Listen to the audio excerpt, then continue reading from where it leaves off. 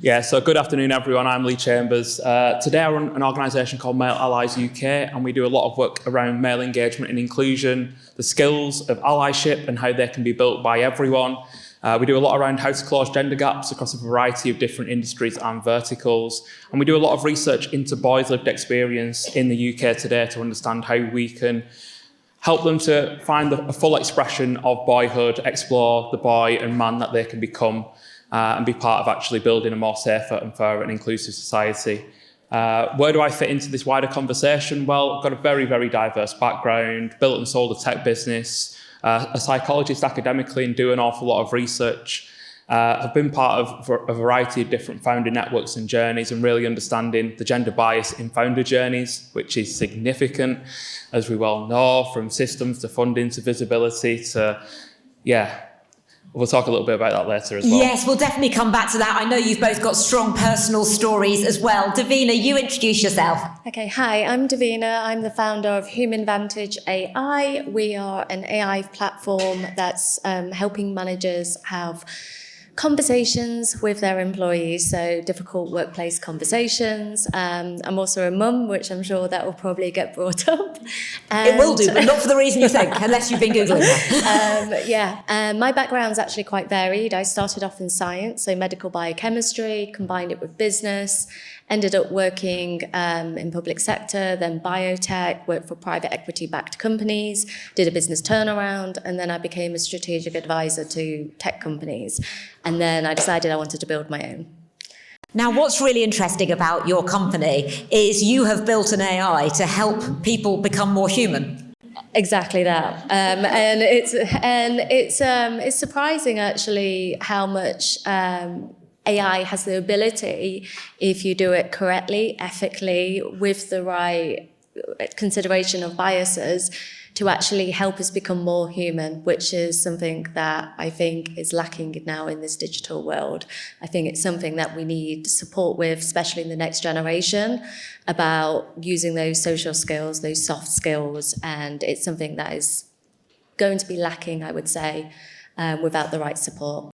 Yeah, and you've raised something really interesting. I think so many people talk about this problem of our human skills diminishing and how that may be the result of tech.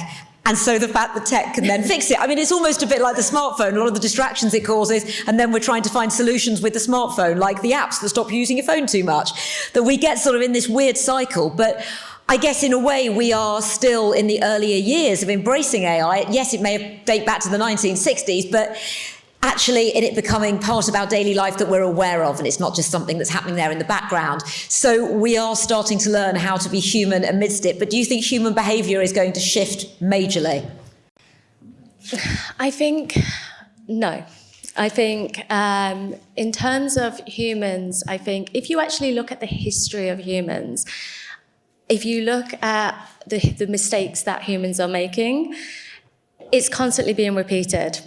We're in a cycle, and humans ultimately don't change, and we need to find ways to enhance what makes humans great. So I do feel like there is an opportunity there. And talking about the fact that it's in infancy and it has a power to be good, I mean, social media is a good example. That's been around for 20 odd years. And it's only quite now that it's being realized that actually the harm that it can do, but also there's a lot of good that comes from it. You know, we can be inspired, we can be educated, we can connect through these platforms, and that raises awareness and visibility of things that previously were hidden behind rooms. And so this is where AI can be used, but it has to be done in the right way. The same with social media, because otherwise it causes more harm than good.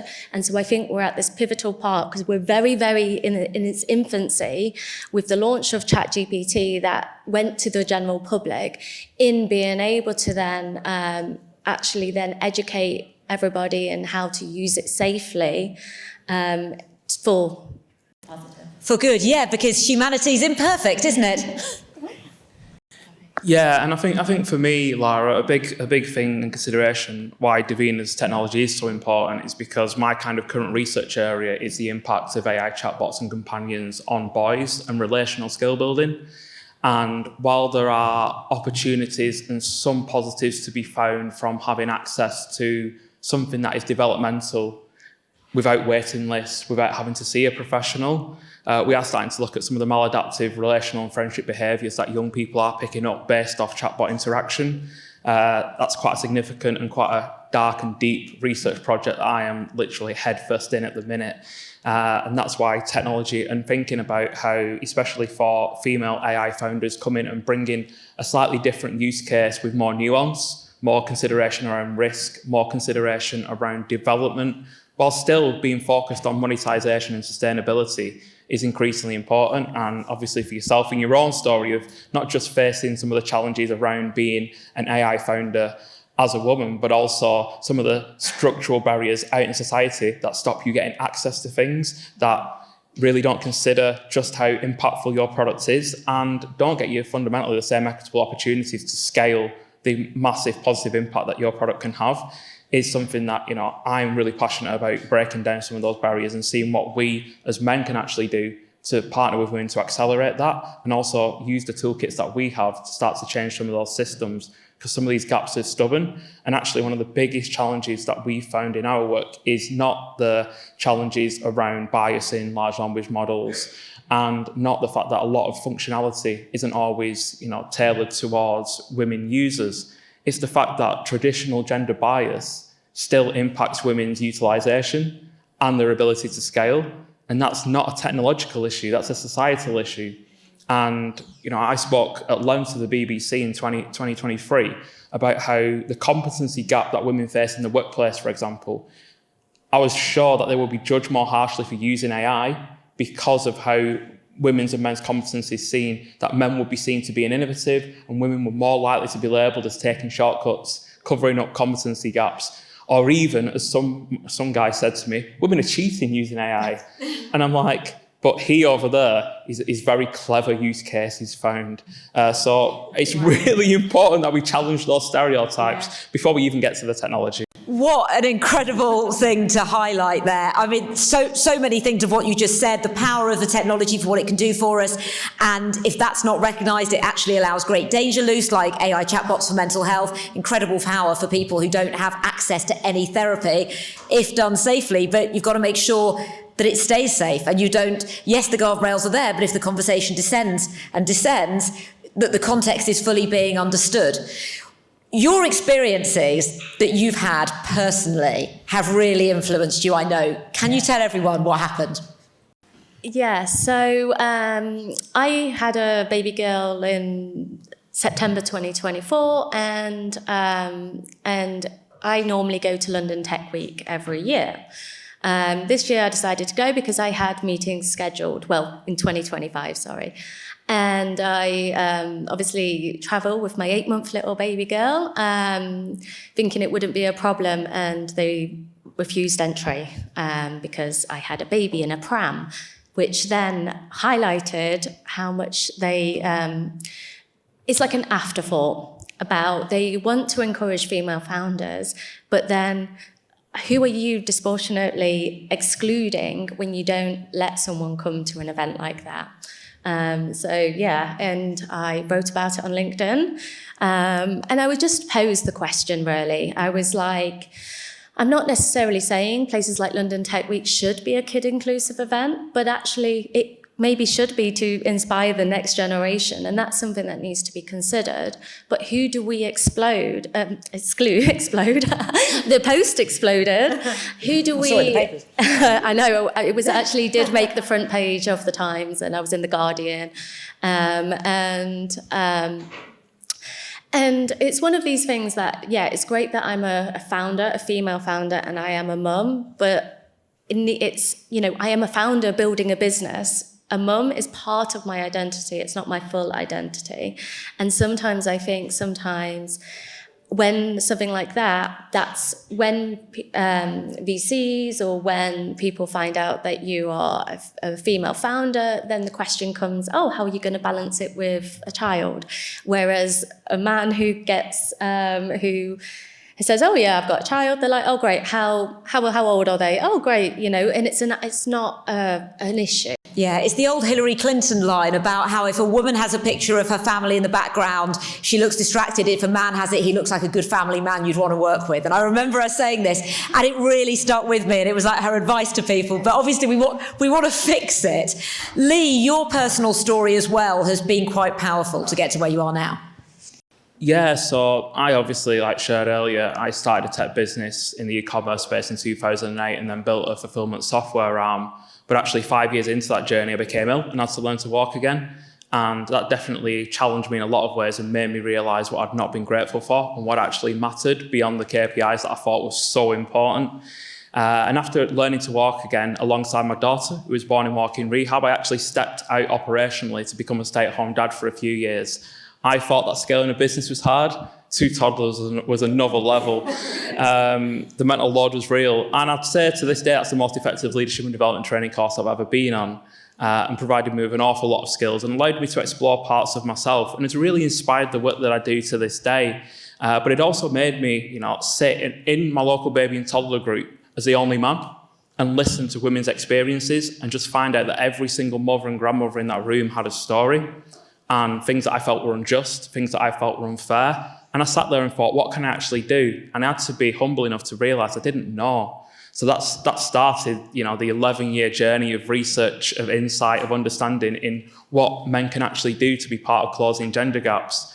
And I'll be honest, it's taken me on a few different tangents, working on the UK's gender health gap, also looking at the difference in questioning when founders go for funding. And we all know very well in this room probably how personal the questions can be if you're a female founder, just how risk orientated they are, and just how hard you have to work to try and get them to see the upside, to try and get them to see the opportunity. But if you do take a man with you, all of a sudden it changes the dynamic completely, even if he's not even anything to do with the business you've built. Wow. Davina gave me the look when that was being said. I want to hear what you've got to say on this. Oh, God. I remember this was this tech startup, but I was advising companies and I was saying, this is what I'm going to go and do. And I was advised that, and it was actually at a female event, and I was told that, when I go to VCs, I should bring along a man to talk about the numbers. And I was like, do you even know my background? I've built financial models, and it's just that bias, that assumption that I wouldn't be able to speak numbers or know strategy or commercial, which is very much my background. And so that's some of the things that we encounter. And it's just one of these things that you just have to navigate around. We can complain about it or we can do something about it, and we can just go round the issue or bulldoze through it. We have to just find a way. I'm very keen for people to come away from this conversation with some real positivity as to how the future might look and what they can do to play their part in it and actually benefit from it. Something I'm particularly interested in from you, Lee, is you are fighting for women's equality here. What are the responses, in all honesty, that you've had from a lot of men on what you're doing as a man? So it's fascinating because some men feel, I might lose out if I start to reduce systemic barriers for women. Some men are like, I want to kind of do something, but I don't even know where to start. What's fascinating is that most men, when they start building these skills, actually suddenly become like, these skills are really useful for navigating this unpredictable, uncertain world. And suddenly, I can handle that annoying client more effectively. I'm able to close on those sales objections. I'm actually able to deal with my brother who's really, really annoying at Christmas. And what's fascinating is most men who step in and start to build these skills actually realise how pivotal the skills of allyship are to being able to navigate this increasingly complex and uncertain future that we face, and actually see that it's a competitive advantage. And like we were saying earlier, they start to see how this helps ecosystems to mitigate risk, see opportunity more earlier, create efficiency in process, create more effective products and services that can hit target markets more effectively. So most of the men who've actually started to go on this journey have been like, wait a minute, I thought this might not be the best thing to do, and I didn't really know how to start, but actually it's become a really effective lever for growth in a number of different areas, including for themselves. And obviously, we do a lot to help them start that journey, because a lot of men think this is about grand gestures, big statements. It actually starts with small, everyday micro moments of being a bit more intentionally inclusive, a bit more present in the room, a little bit more aware of your own biases that we all have. We've all swam in misogynistic waters since the day we were born. And I just ask a lot of men, think about something you watched recently that you used to watch when you were younger, and think, that's not aged well, has it? Because we've all been there. And it makes us realise how much the world's shifted, how what we might have sat on a sofa with our free channels laughing at 30 years ago, we now cringe at. But it also shows how they can work to change their own lens on the world and actually become increasingly relevant for the future, rather than feeling like they're getting left behind. So a lot of this work hasn't always had the best communication towards men, and very few men actually are aware of just how beneficial it can be to them as well as to others. So we do a lot around connecting those dots, helping men find out what they might want to actually see as a benefit from it that helps them sustain and motivate the journey to drive these skills. Because if men aren't doing it properly, it will get uncomfortable. You will have to sometimes step forward and challenge, speak up and intervene. Sometimes you will have to step to the side, to partner, to sponsor, to invite feedback on your journey. And sometimes you will have to actively step back, amplify voices that have not historically been there, provide resources for things that are already effective, and not be the face of it, but be the one who's funding it from behind. And sometimes you'll have to yield that space and let other people showcase their potential. And ultimately, everyone will benefit. They will. Davina, since your experience, which was only last year, I mean, you sort of want to believe that a story like that was years ago.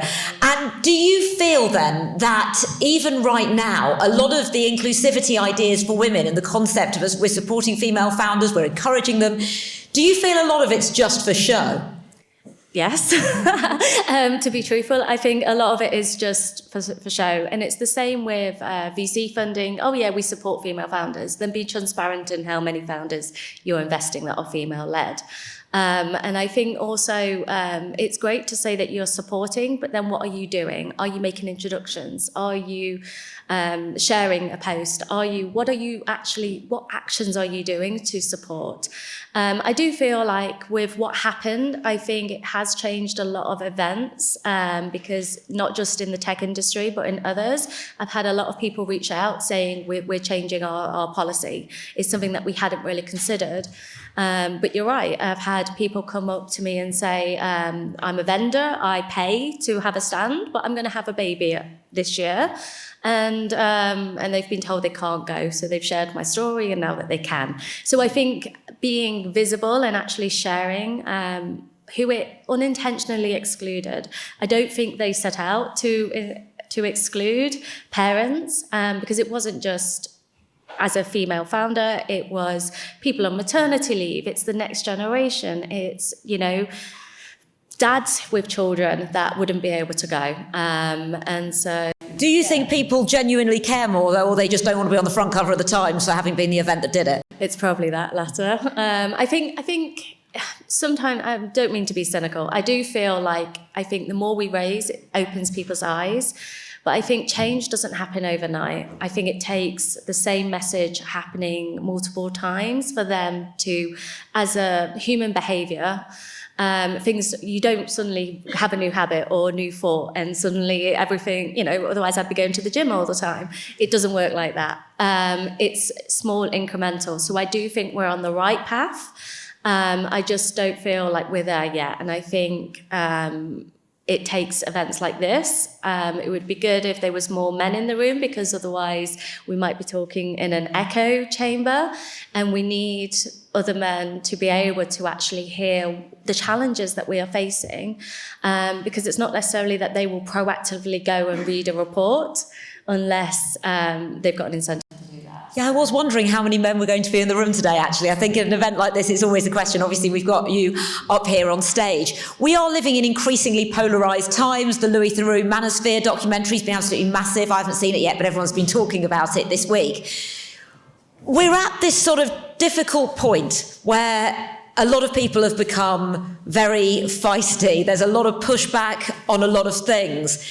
Does this moment in time make it even more challenging to try and fix this problem? What do you think, Lee? Well, I think we can be honest, and beyond gender, we are living in more polarised and divided times for a number of different reasons, and overarching resources are also becoming scarcer. So naturally, as humans, you start to find people pining for nostalgic days when things were more simple and easy. That's quite often imaginary because we only tend to remember the positive aspects and not the actual reality of the times from the past.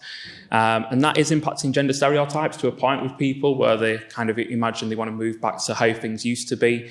But I do think that when you hit a time when people start to realise that the systems around us aren't necessarily working for pretty much anyone, it actually does start to create a level of collaboration behind the scenes. I can't sit here on the stage and say that women's rights being stripped in different parts of the world is that there's any silver lining from that, because the truth is there isn't. But what I am starting to see is more and more people starting to challenge the status quo and think how they can be part of actually creating a more inclusive future, a future that actually works for everyone, and a future where we get more chance to collaborate, to connect and to come together, to unite over things and to find solidarity across shared challenges. And I think that is one of the silver linings of being in such a kind of complex, uncertain time, is that people are starting to plug together to think about change and actually starting to bridge some of those gaps of division. And I suppose one of my calls to kind of everyone in this room is that, we are actively working and getting more men. And the sad reality is men, because of societal systems, because you walk down that street over there, every statue is a man, every road's named after a man. The world is just so male-centric in its design that sadly, men are still more likely to listen to other men. So there needs to be a whole group of men, which we're gradually building, to actually work on that side of things. But in terms of AI, it presents massive opportunities to close some of those gaps. We just need to make sure that we're starting from a point that's relatively equitable, so it doesn't start to scale things that actually widen those gaps. And I firmly believe that one of the most radically feminist things that women can do is use AI and build AI, because that's how we're going to really start to scale some of those benefits that we can get from actually looking at things from a more ethical, more sustainable, and more risk-orientated way. Because we need women in those rooms. Otherwise, I don't know what's going to happen to humanity. Where do you see the greatest potential in AI being to help create this equity? What sort of things do you think AI can do? How can we embrace it? Well, I think one of the most interesting things in my work is looking at female-run businesses where the founders were women, and quite often they are really well structured around a specific use case that quite often men wouldn't have thought about, or a particular problem that women have kind of spotted and got a perspective on, and men have just kind of gone through a relatively frictionless and resistanceless world, never really noticing. And I think the same comes into AI. Women are creating, just like Davina has, AI to target a real challenge that she's seen and noticed and has thought, there isn't something being scaled for this at the minute, so we're actually going to scale it. So I think those use cases that women, and quite often people from non-binary and trans backgrounds who have a different perspective, will actually bring some of the most revolutionary products in this space. I think that's the biggest opportunity. And it's also about just thinking it's something that scales so quickly, and the adoption of things is just to be able to just maybe even try and slow things down with a question or two about where we're going. But I think when you kind of look at some of the biggest gender gaps that exist in leadership, in care, in health, those are things that AI can work to close those gaps, and it can be really, really effective when it's well implemented, well structured, highly functional, and can be used by people to close those gaps. Davina, what are your thoughts? Yeah. I think AI represents a huge opportunity. I think the barriers to use AI is a lot less now. It's accessible to everyone. Anyone can build an AI company. I'm not suggesting you go vibe code everything, because it depends what your product is. That's not always going to give you a go-to-market product. But I think with the way the access now with AI, you can actually train your own models. So you can actually have an opportunity to shift that gender bias that the AIs have been trained on. We have to be, it's been trained on a mass of data that can sometimes represent some biases in that. And so we have that opportunity now. And I do think actually there is a huge opportunity for small businesses to use AI, for micro businesses, solopreneurs, freelancers that otherwise wouldn't have that support, and that will then be able to grow their businesses. So I do feel like it will enter a huge opportunity for those smaller businesses as well. From your company and what you're doing, which is all about trying to make humans better, what have you learned and how are you training the AI to make people better? Well, this is about linking in with actually training the AI into different human behaviours and personality types, and having that ability for those managers to be able to really connect and improve their communication skills.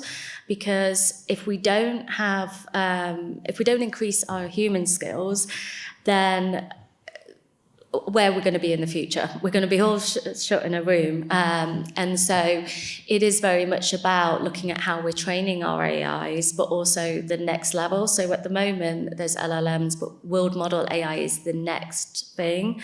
And it's about utilizing that, about the picture of the world, and making sure that when we're building that we actually are very careful about what we are showing it and what we're training. And so the more people we get that can build ethical AI companies that train on unbiased as much as possible, then the more opportunity and the more that the AI that's put out in the world will be for good. What's really interesting to me about what you're doing is that when I made a program on brain aging years ago, and you go into all the specifics of the lifestyle stuff that's important for you, and one of them was about human interaction. And this doctor said something to me that really stuck with me. That was, when you talk to someone, there are so many different things going on. Your brain is firing in all these different directions because is the person interested? Do they look like they need to get up and go to the loo? Are they about to sneeze? There's so many different things happening that it's not that simple a back and forth. And this is one of the things that means that human interactions are so important for our brains, but so important for our well-being in so many ways. You're seeing those interactions start to decline and you're trying to build something back to compensate it.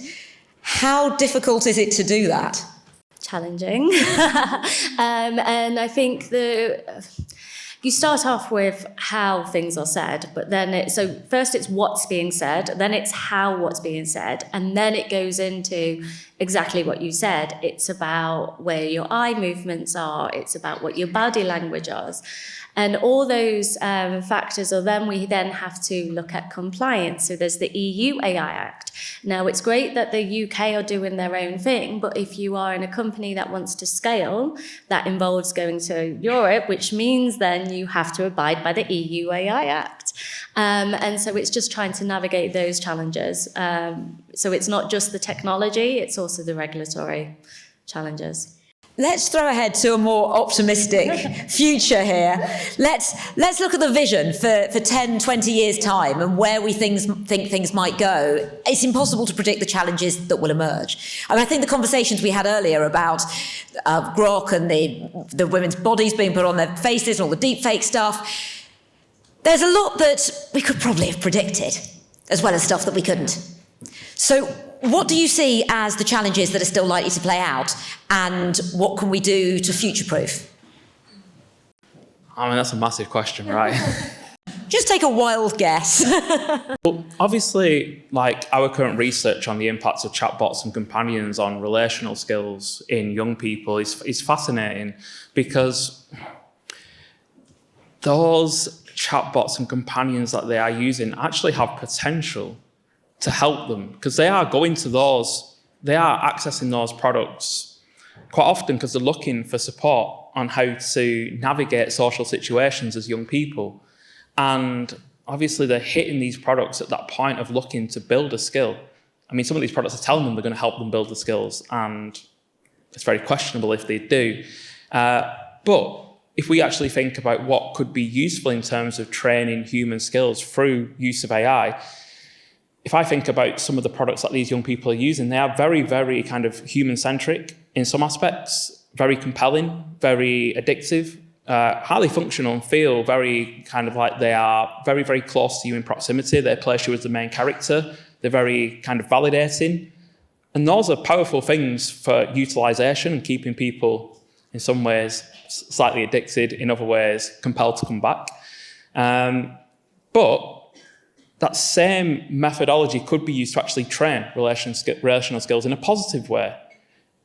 at the minute, it's missing that. And that presents, I suppose, a big challenge where there is a real opportunity to bring positive relational chatbots and companions into the world, because young people are going to those products because quite often there's gaps. And I think the biggest thing is, my hope for the future is, there's always been gaps in the way that humans are and exist. There's always been gaps that get filled by things. Gaps have been filled by technologies, by products, by services, by businesses for hundreds of years. And actually, there are now gaps in modern society that technology is starting to fill. My hope is that in those gaps, we can actually start to realise how technology can be assistive and additive to our lives. And I do think there are more and more conversations now where people are starting to think, has technology kind of moved too far into being additive? And people going and doing retreats where they completely switched off for 72 hours. Young people going on boredom training to be able to disconnect. But I do think in any evolution, like Davina said earlier, it's cyclical. And what's really fascinating is we are at a point in a cycle where it's actually quite difficult to know where that might go next. But I do feel that actually conversations that start in these rooms and considerations that start around how we start to mitigate the risk, because the conversation now that we're having around risk is completely different than a year ago. A year ago, it was all novel. Now we're actually looking at the risk, and that allows us to start to think about how we can actually make better products and services. And I do feel that there will be a point where commercially it makes sense to do that, and guardrails are built in, and we do think about boundaries, because actually that is commercially viable for the future, and businesses will follow that lead. Yeah, the idea of cycles is interesting, because I always wonder if we're going to suddenly find the human experience is the premium experience, and maybe we over-embrace AI, we step back from it, we realise we've used it for too many things, because the idea here is we want to make life better for ourselves. Not just that we want to use it for everything, but obviously you've got companies with valuations are dependent on it. There's so many reasons. It's the buzzword. You want to pull it in everywhere. But it's understanding its limits as well, isn't it? Yeah, it's understanding its limits, I think. There are limits, obviously, with anything that we use. I think in terms of like going back to the 20 years, the vision, I think AI has got, healthcare is going to be radicalized. Healthcare, quicker diagnosis, quicker treatments, more personalized treatments. And I think what you'll find is that is going to be revolutionary, I think, in 20 years' time. I think then we have the issue of aging population, which is another, but if we look back to AI being transformative, so we've got the Industrial Revolution, and then you've got the .com. A lot of people had fear around both of those, but look what happened. The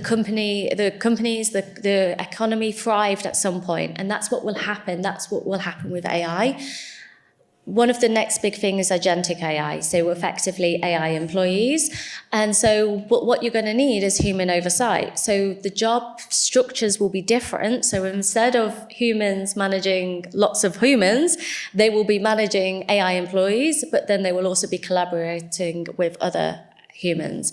I do feel like it does open up a lot of opportunities. It gives access to knowledge to a lot of the younger generation. So I do feel like a lot of young, small businesses will thrive as a result of AI. So there's some positives. Yes. I know a good book on health and AI. Yeah, absolutely. And of course, we want equity culturally, internationally, not just for women. How do we embrace these challenges of making AI better, making AI using AI to make the world better for everyone, that it doesn't just reinforce inequality?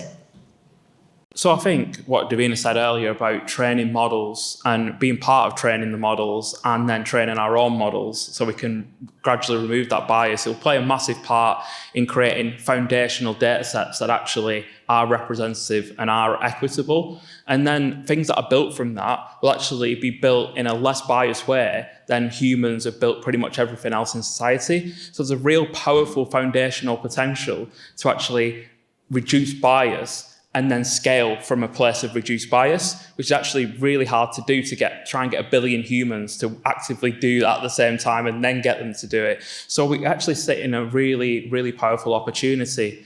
And I mean, I've got an academic fellowship which takes me out to California, and I've got proximity to the world of big tech and what they're thinking around agentic AI and a desire to have a significant amount of the world's employees as agents. And some of the things I look at and I think that has massive potential to make the human experience better. And some things I look at and think, are we ready as a world to navigate such a quick revolution? And how will people respond to that change? But I even think AI can play a role in helping people respond to that change. And if we think we're in a society where, here in the UK, we quite often see ourselves on a global level as being well-resourced, relatively stable and fairly considered in our approach. But some of the waiting lists for healthcare are so long here for people. Some of the access to services, people are struggling to access basic services now across the country. And sometimes in the AI conversation, we also need to consider people in lower socioeconomic groups, people who don't have as much space to learn digital literacy and have, sometimes digital exclusion. But I think there is great opportunity. I think the minds in this room are quite often the people who are shifting those opportunities. And what I would say is a big part of it is what was said earlier around collaboration across the great minds in this room. And I think if we collaborate, then all of a sudden the gaps start to close. Yes, absolutely. And I think we're in the privileged position to sit here amidst other brilliant people who are doing things in this space, but also to understand what's going on, because there are so many different pockets of conversation. You talk about the people in Silicon Valley, and there's people preaching about UBI, HBI, the age of abundance, how we'll never need to work again. It's all going to be great. And the AI will tell us to have more children. There won't be a problem. Everything will be fine. Robots will look after us. And nobody can really relate to this. It's like, if you understand it as a pocket of thought, but then Elon Musk mentions any of this and it's suddenly the headline, and then all this panic unfurls. And so we need to sort of get the message out there as to the incredible possibility within healthcare, within education. Equity is possible. AI can do a lot for us, but we need people to hear the right story, don't we? Yeah, exactly that. And I think it is about also what you were saying. I think the more that we have AI and agentic AI, the more people will crave human connections. So at the moment, especially with the online world, you don't know what's real. And so in-person events will come back in force because people are striving for that realness. And so that connecting on a human level. So events like this is brilliant. And I think, sorry, what was the... Yeah, no, it's great. Yeah. We're humans. We all like each other. It's great to get together. Final thoughts. I'm going to let each of you give a final thought on where you think we're at, where you hope we're going, and what you believe is possible. Lee? So my thought to you is that we over-index on the terrible things AI might do or the amazing innovations that might happen. And actually, the majority of what AI will change in our worlds are lots of small little things in the middle. And the truth is, those thousands upon thousands of small things, those small use cases where we can use it to make something a little bit more efficient, where we can use it to bring a little moment of joy, where we can use it to make something a little bit more seamless so we have a little bit more capacity to engage in things away from technology. And, my call to you is just in a world that loves to polarize amongst the amazing and the terrible, actually, let's look at all the little things in the middle that actually we can use, we can be part of creating, we can be part of adopting, that will actually really make our lives functionally better and also make us be able to understand how we can use this technology in a way that works for us instead of being told how this technology should work for us. I'm just a massive believer that when we become the masters of the technology that we use, instead of letting the technology master us, we actually end up in a place where we can actually go out there and make some change. That was brilliant. The absolute power of the rather unsexy incremental change. But that is it. Davina, no pressure, but what are your thoughts? So, and it went blank. In terms of opportunities, I think use AI as an opportunity to enhance your critical thinking. At the moment, stress test it, stress test your own assumptions. Use it to get into the mind of someone else. Say, this is who I'm going to be talking to. Explain what they might be thinking. Use it to your advantage in that respect. Use agentic AI where possible to streamline some of the laborious tasks that you might not want to be doing or don't have the capacity to do it. Use it as an opportunity to build your businesses, is what I would say. If you're a female founder, don't let it block you at all. This is an amazing time to take this opportunity and run with it. And just don't forget the human connection side of things. So yeah. Great final thoughts, Davina and Lee. Thank you very much.